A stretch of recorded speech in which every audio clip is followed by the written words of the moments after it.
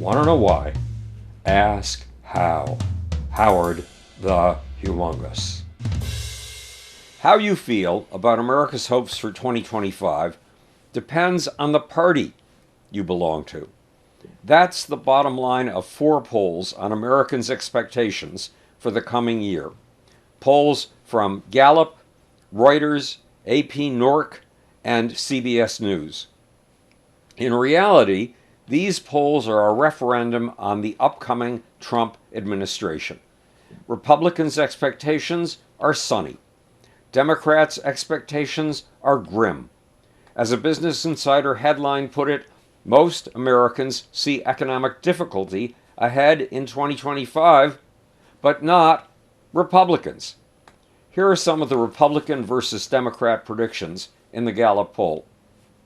The majority of Americans, 56%, say that 2025 will not be a year of economic prosperity. Let me reword that. 56% of Americans say the economy in 2025 will be bad. But the difference between parties is stunning. 78% of Republicans say that the 2025 economy will be good. But 85% of Democrats say that the economy will be bad.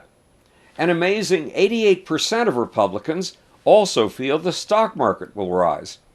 But 54% of Democrats disagree. 87% of Republicans think inflation will be reined in at a reasonable rate.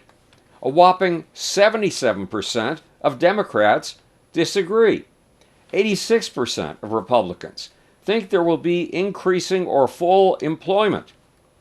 75% of Democrats disagree. Then there's global politics. An astonishing 90% of Republicans are certain that America will increase its power in the world. And an overwhelming 81% of Democrats disagree. Meanwhile, 70% of Republicans feel that China's power will stop rising in 2025. 86% of Democrats disagree. And 63% of Republicans feel 2025 will be a peaceful year without international conflicts. But an astonishing 92% of Democrats disagree. To sum it up, the side that won the November election, the Republicans, is optimistic about 2025. Very optimistic. But Democrats are pessimistic. However, there's something important to keep in mind. The last 4 years have been far, far better for America's economy than most Americans realize. The British publication The Economist says our economy is so strong that the rest of the world envies us. Our economic growth after the pandemic has been the highest among the NATO nations. Our unemployment level is 4.2%, one of the lowest in the last century.